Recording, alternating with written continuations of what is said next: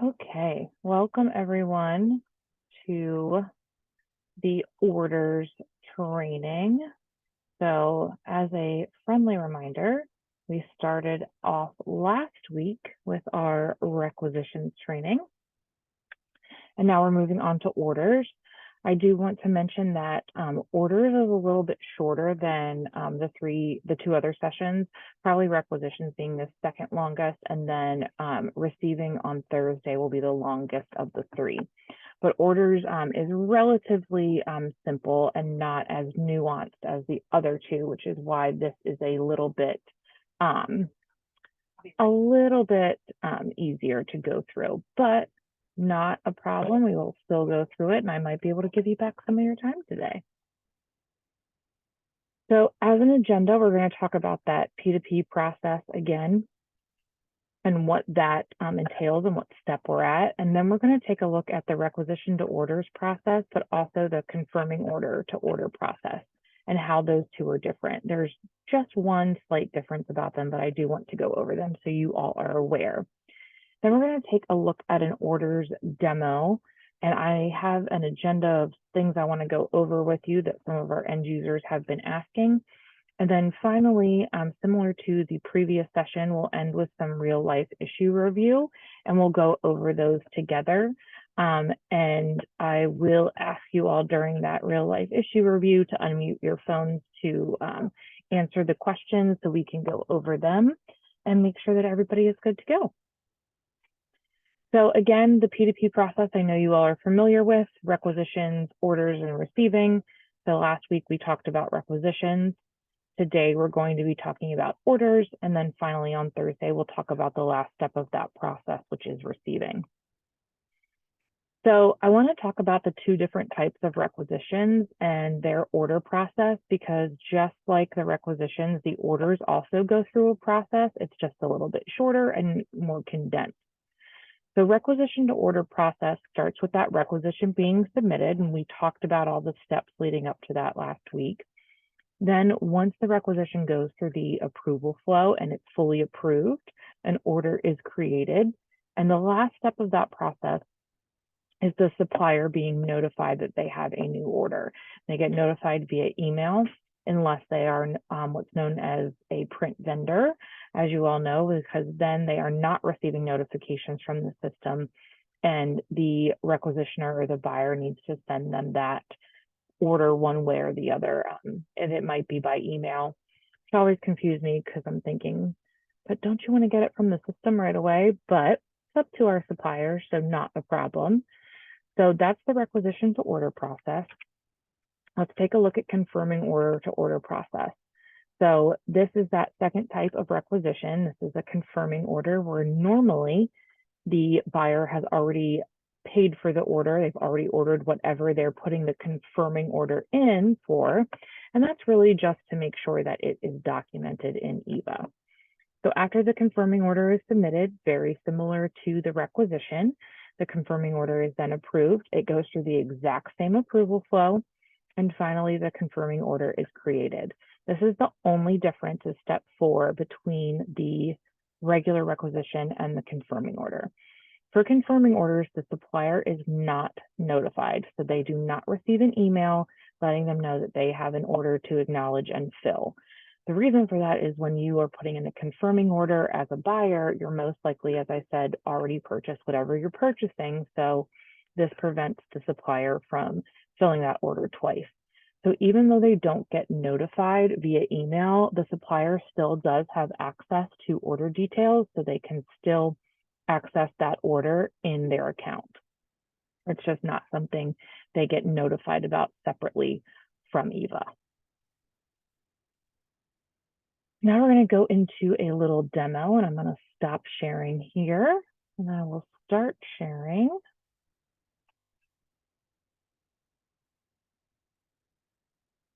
Start sharing my browser. I'm actually going to pull this over here so I can see everything.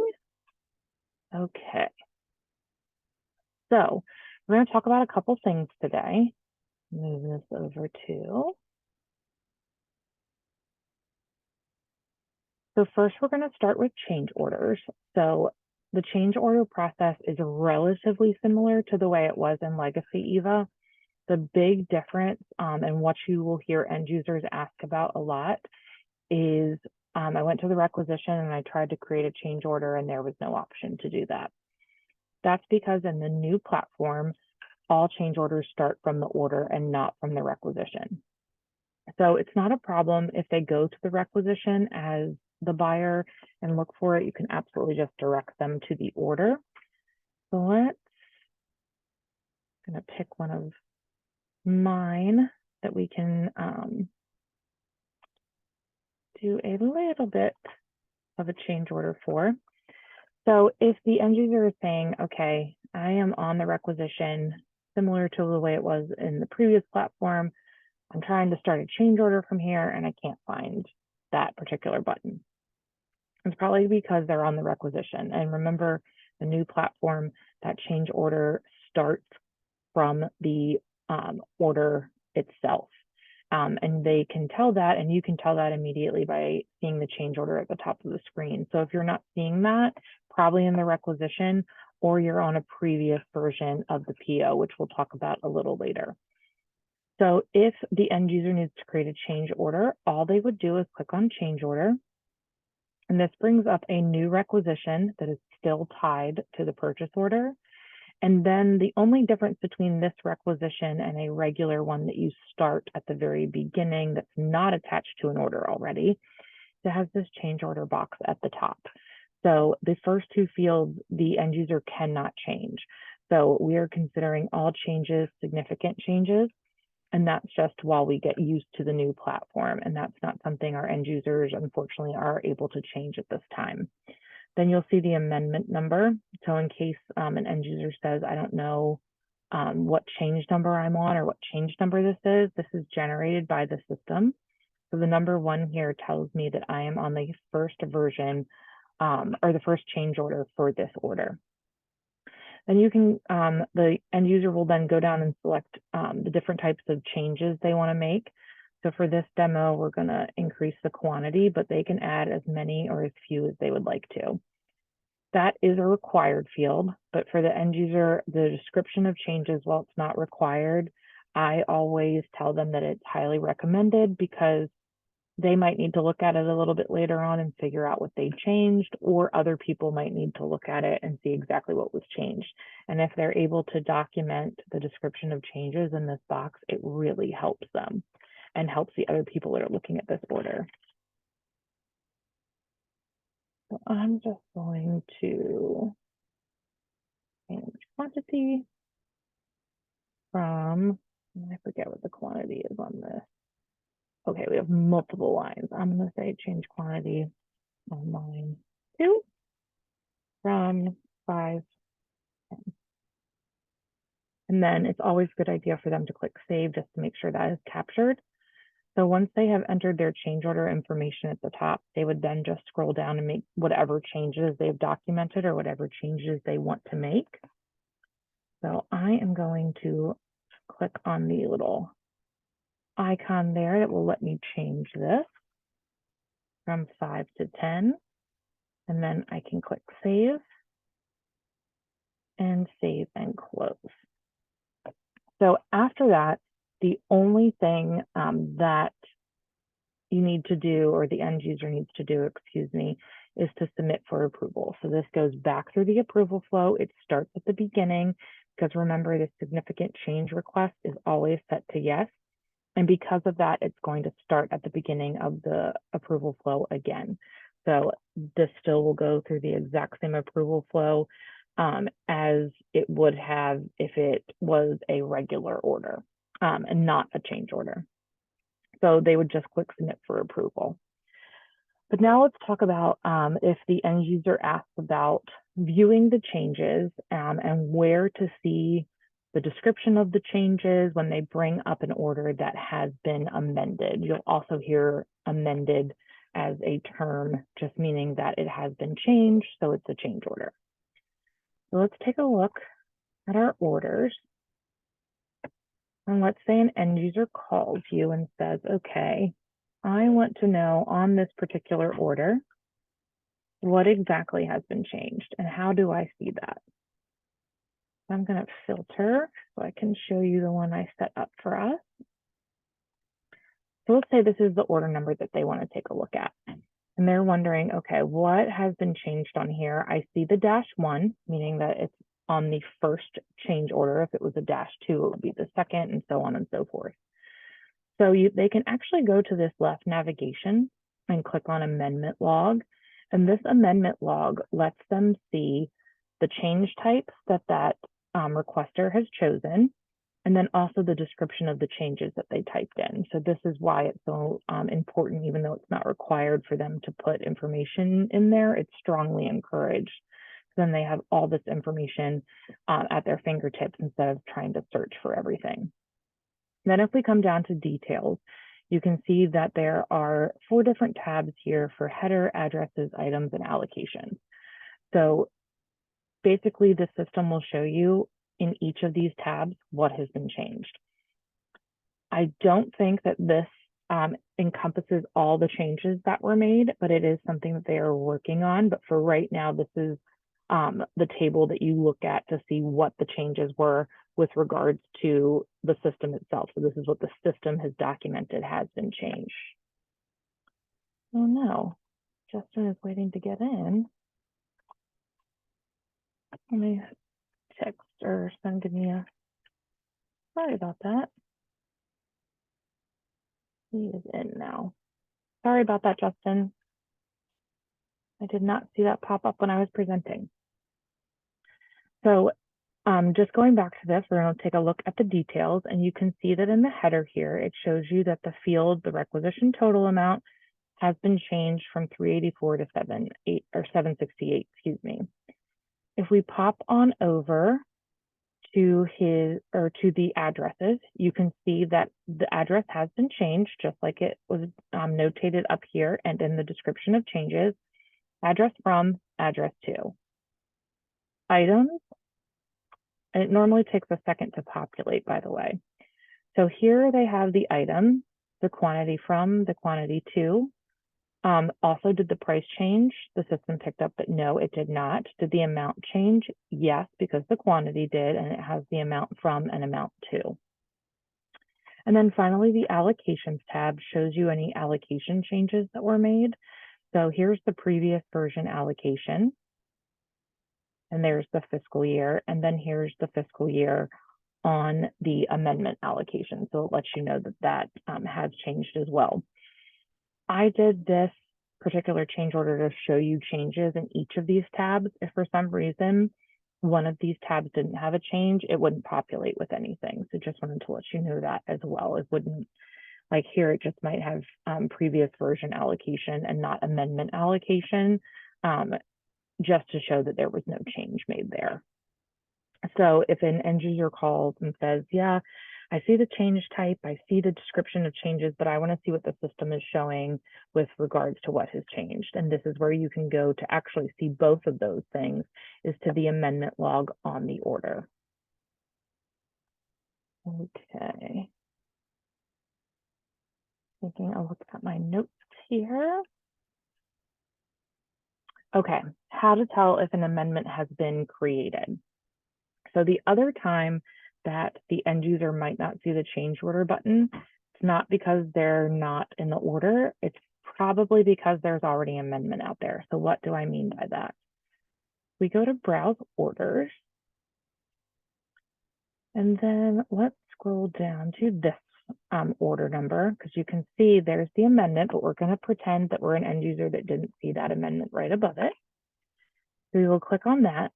And there you can see that there is no change order button. So if they're wondering why there's no change order button, even though they're on the order, it's probably because there's already an amendment out there or a change order out there.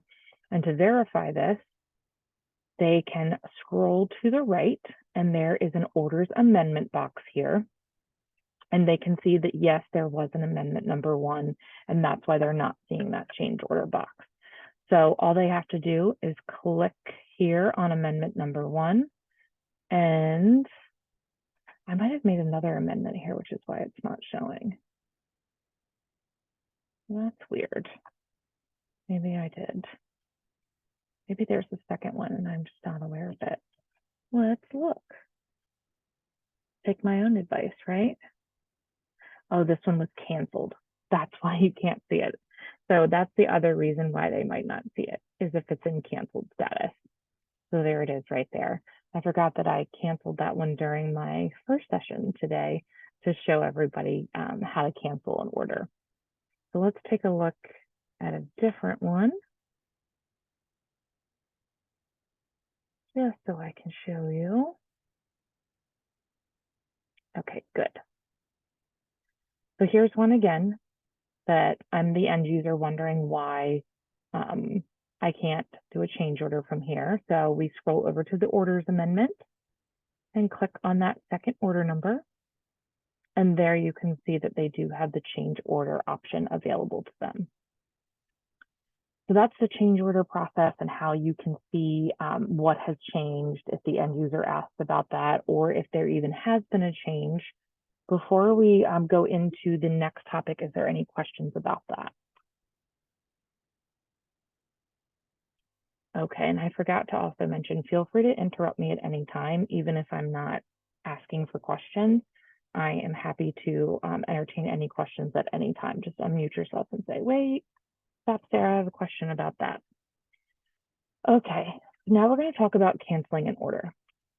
Last time we talked about canceling a requisition, which obviously doesn't go to the supplier. It's really canceling it internally if it's in progress or if it is in draft status. But today we're going to talk about canceling an order. So that's a requisition that has moved through to ordered status and what happens as a result of canceling that order. So you're going to go to browse orders again. And I am going to filter this by me so I don't delete someone's test stuff.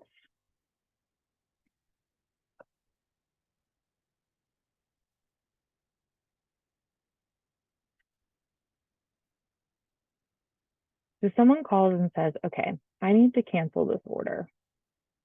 How do I do that? And the reason for canceling an order might be, that's no longer needed. It's not something that's required anymore, whatever the reason they need to copy or to cancel it. So I'm going to navigate into this order. And you'll see that here is the cancel PO button next to create receipt. I'm trying to figure out why this one. Wonder if it has an amendment request in draft status. It does. That's the one that we did. Let's pick another order.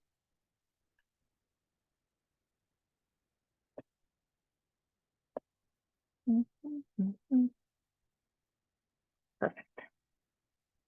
So this is one that they need to cancel. I knew something was wrong with that order, or something was happening because I didn't see the change order button. So that's why I looked into that further and saw that there was one in draft status. So another reason why the change order button might not show up. But back to canceling a PO. So this takes a couple of different steps. So you navigate to the purchase order, you click cancel PO, and then what happens is a send cancel PO box comes up. And the end user does have to select themselves from this dropdown. I know it doesn't make any sense. It should just default to that person. But for right now, they need to select that from the dropdown. Then the only other thing they need to select on this screen is the send to. So this is a list of the supplier contacts that are part of this supplier that we're sending the cancel PO to. So the end user would just pick from that list. If for some reason there is no supplier contact in the list, here there is, but there might not be, they can also click on no supplier contact. But we do have some test supplier contacts in here. So I select that person from the dropdown. And then the last thing that they will need to do is to click send and close. Why are they sending and closing? That's so it lets the supplier know that this order has been canceled and they'll receive a notification about that. Once they click on send and close, you will see that if you scroll over just a little bit, that status changes to canceled. just like creating, canceling requisitions, this is not something that can be undone, but you can view orders that have been canceled, unlike viewing requisitions that have been canceled. So even though you can't reverse that decision as an end user, you can see if something has been canceled. So that's a little bit helpful, I think, especially if they do it accidentally and they realize they need to recreate it. So any questions about canceling purchase orders? Okay. So our next topic is something I have been getting fairly frequently recently. And last week, I actually got a ticket, it was last week or 2 weeks ago. One of our buyers saying our supplier contacted us for this order and they said they didn't receive it. What's happening? So as you all know, as our awesome customer care folks, you know that it's normally that first response is, what did you all do at Eva? But sometimes it might be because something happened with the supplier and they weren't checking where they were supposed to. So how can you verify that? So I'm going to pop on over actually to the production environment to show you how you can verify this information. So if you navigate to the order that they have a question about and where that was sent, and if you scroll down, you're still on the main part of this order, you can see a history of PO sent section. So here it tells you that at this time and date, it was sent to this person, and here's the attachment that goes along with that particular order. So that is a copy of the purchase order that they received. So you can see exactly what day, what time, and who it was sent to. So that's how you can verify that information. There's sometimes maybe there's nothing under this. It might be because it's a confirming order. So that is where you can go to verify that information.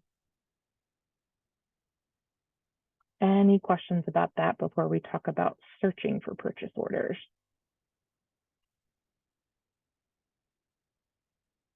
Okay.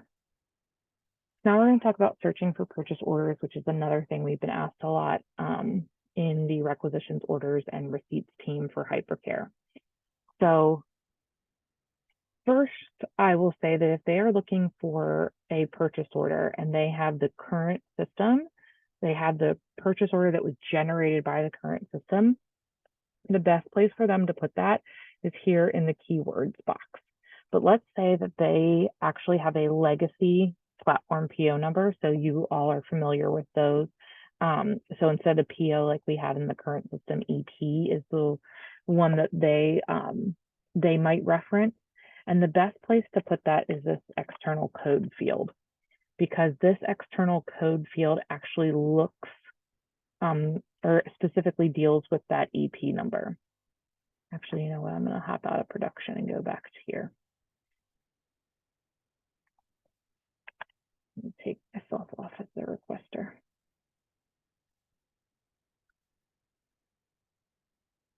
So when they search for an EP number, and I'm actually going to go here and select one,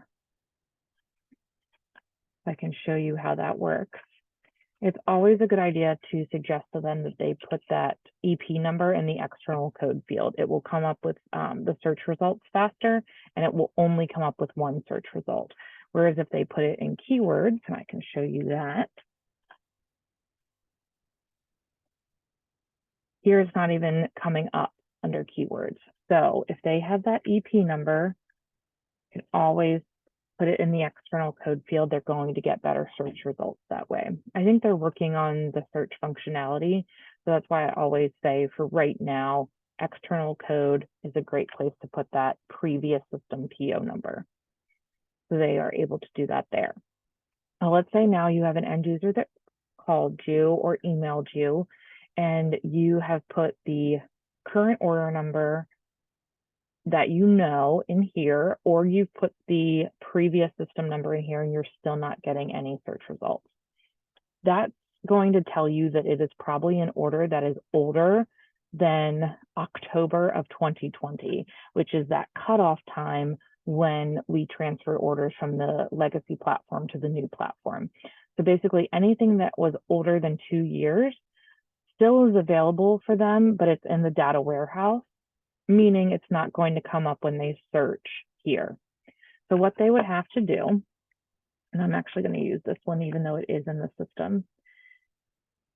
If there is an order that you think is probably one of those older orders that didn't convert, all you would need to do is go to Report Center.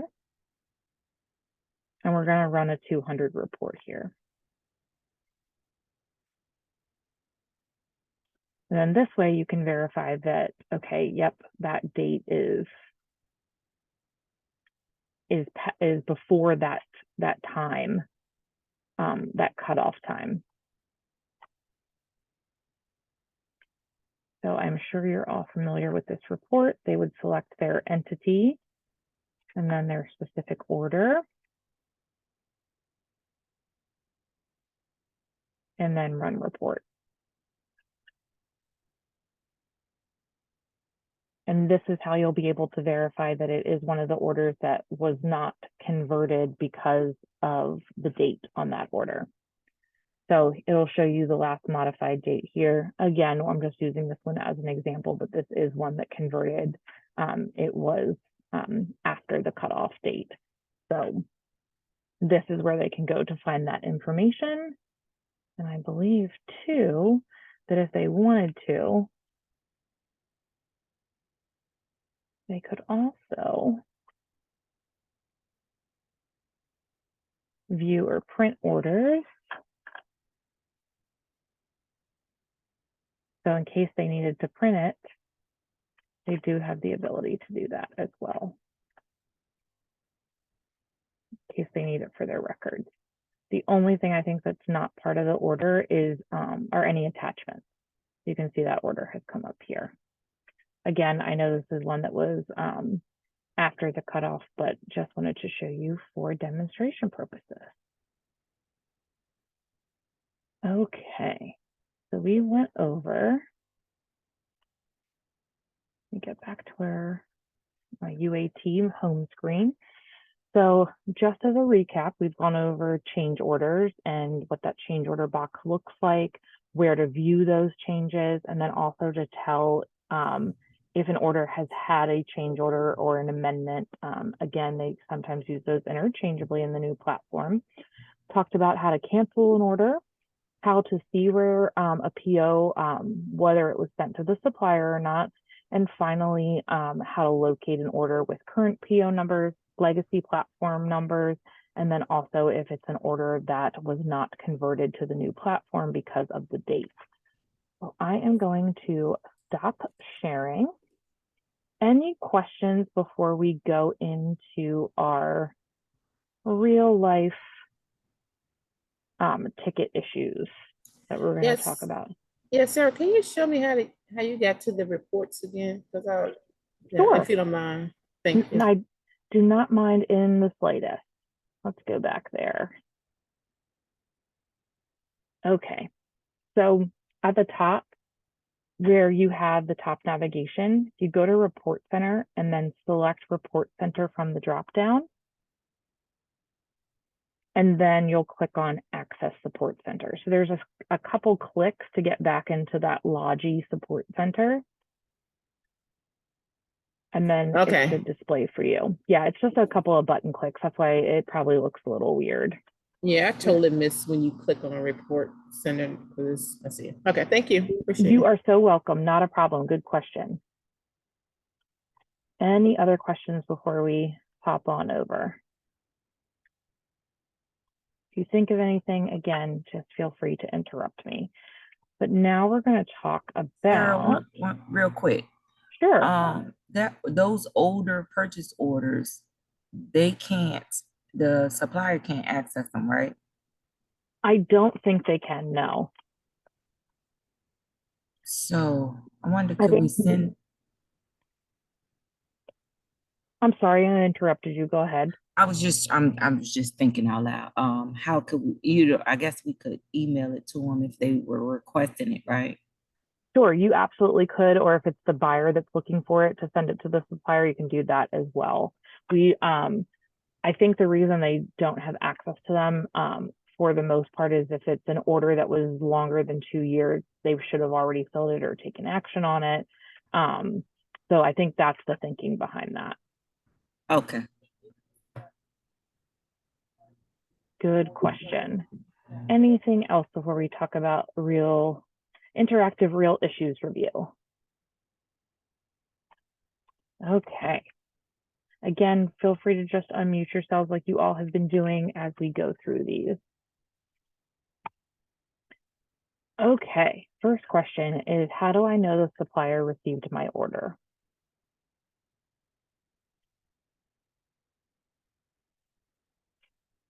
Where could you instruct the buyer to go to see this information?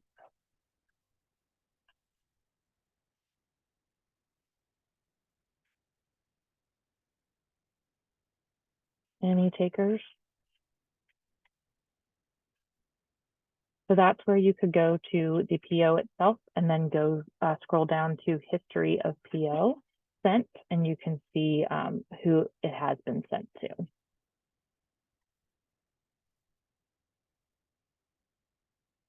Okay, I need to cancel an order. How do I do that? Wouldn't you just access the purchase order and it should be the option to cancel the order at the top?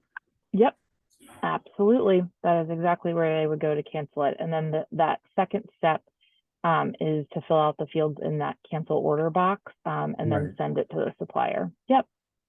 Okay. Good job. How do I create a change order? And I kind of want to change this question to where would I go to start a change order?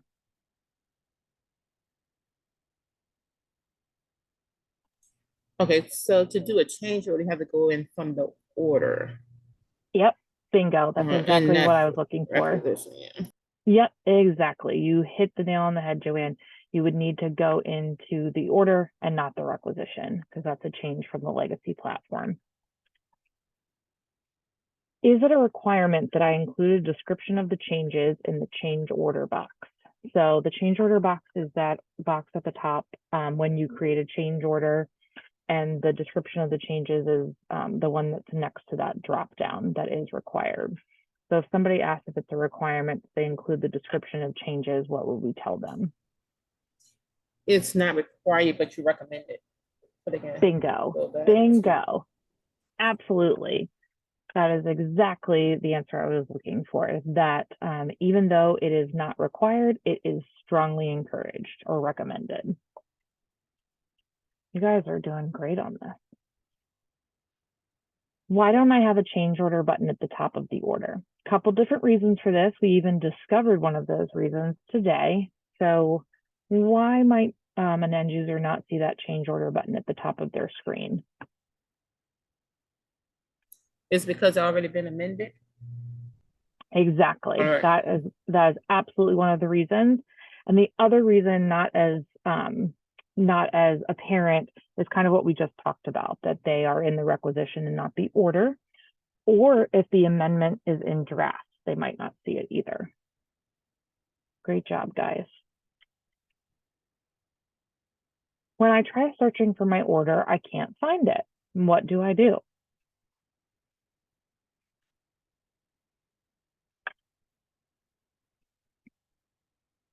And let's say that you've already helped them search in the two places that you know. You can search for current orders numbers or past order numbers, and you can't find it there either. What's the next step for them to do?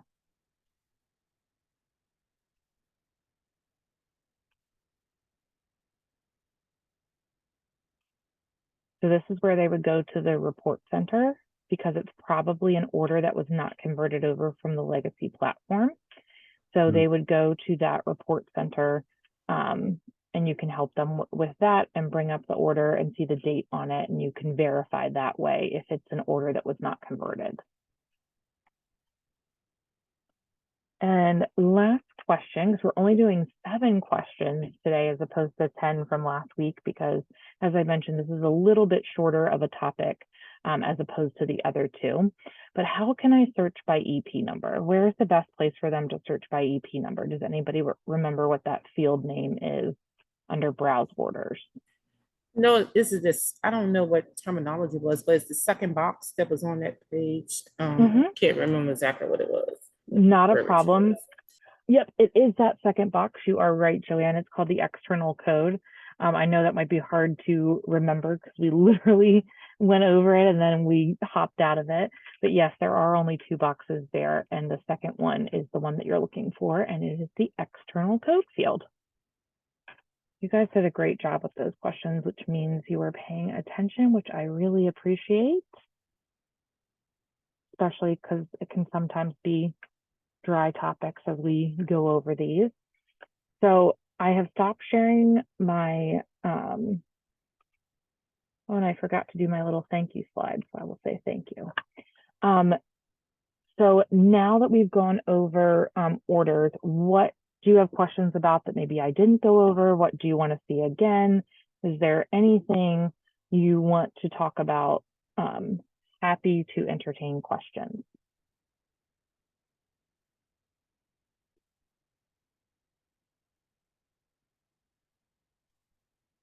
Yes, Sandy.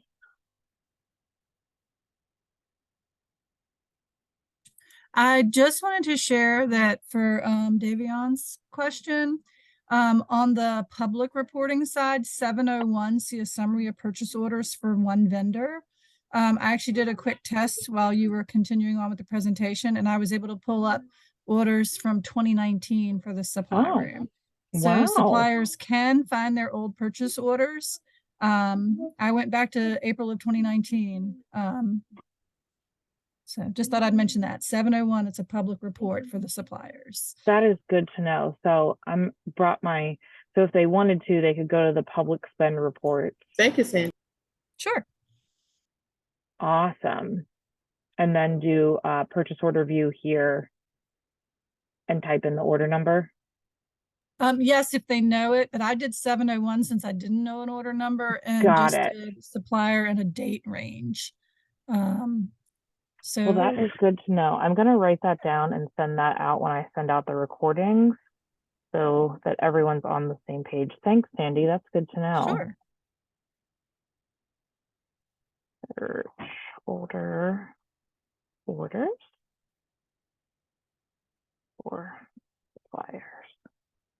Give me 1 second, because if I don't write this down, I won't remember. Public report. Thank you, thank you, thank you. Okay. Any other questions? Awesome. Well, I will give you guys back 15 minutes, a little over 15 minutes today. I mentioned this in the first session for our new specialist, so I'll mention it here too. So I will send out the recordings for both sessions, just like I did on Friday. I'll probably send them out tomorrow. And it will include a question that got asked during the first session, and then also the one that we just talked about for searching those older orders for suppliers. But in the meantime, if you have any questions, please feel free to reach out to me, shoot me an email, feel free to give me a call, or even on Instant Messenger. It's not called Instant Messenger anymore, on Teams, and I'm happy to help in any way that I can. But thank you all so much for being so attentive and engaged as we went through those questions especially, and thank you. And if you have any questions, let me know.